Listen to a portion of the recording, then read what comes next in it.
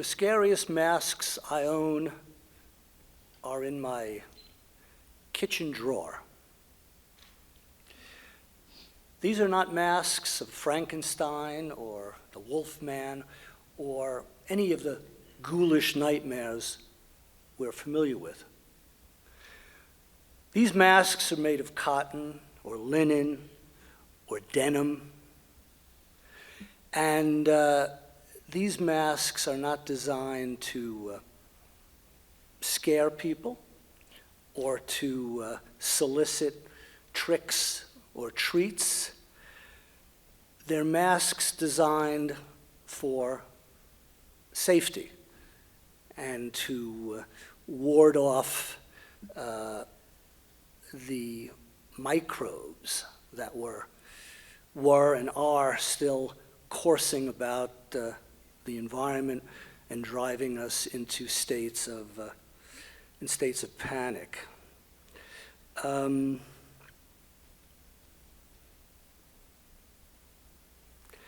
I was aware of these masks, and I was aware of what was going on, and I was aware suddenly of the word pandemic, which I had never really heard before, except in world history class, as it associated with the Middle Ages and the Black Death.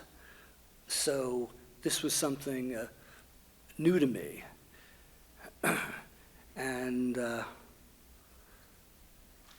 I stayed locked in my home for a while, and every evening, me and my neighbors, we would bang on drums and we would bang on pots and pans to celebrate those people that were not hiding behind doors, the emergency workers and the medical workers that were rushing towards the danger and were putting the afflicted on gurneys and sprinting from bed to bed in ICU units.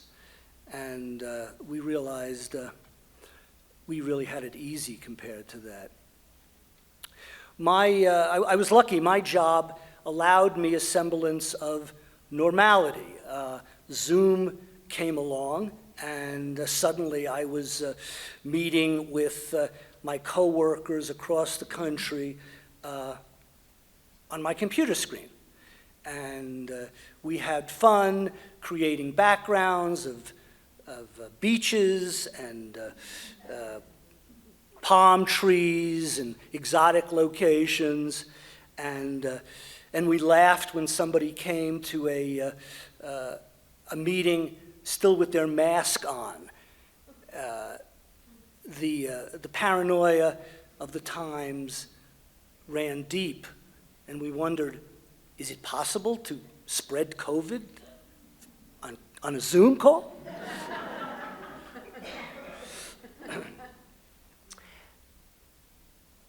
The other thing Zoom was great for was the dating scene.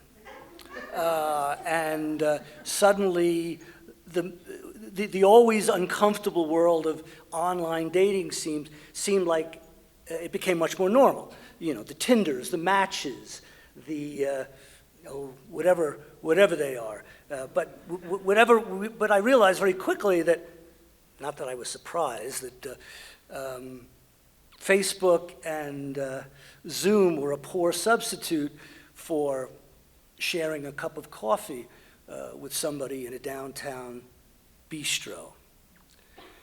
But fortunately, after doing my surfing, I came across somebody with beautiful eyes and brown hair and a wonderful smile.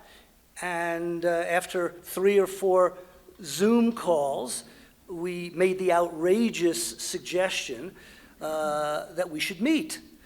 And we chose a location, a bench in a park.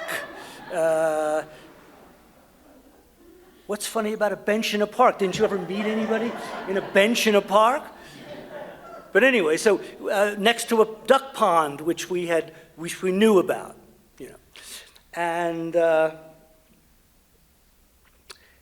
we agreed to do that the next day, or the 2 days, and I got there first, and I spotted her, and I realized that I saw her brown hair, and she saw my straw hat that I was agreeing that I had agreed to wear, and we approached each other. She was wearing a mask, and she fist bumped me, you know, sort of a first date fist bump, which was a little odd.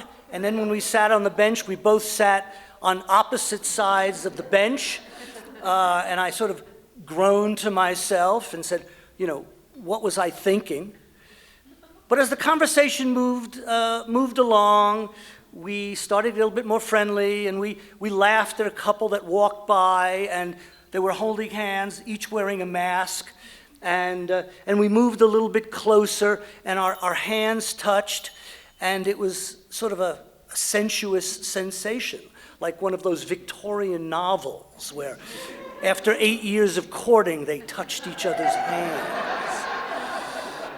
And then as the conversation began to drag, I decided to swing for the fences, and I leaned over to give her a kiss, and she offered me her cheek.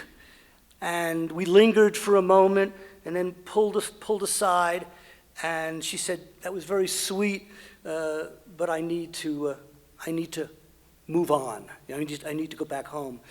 She has a Zoom with her sister in Baltimore, maybe.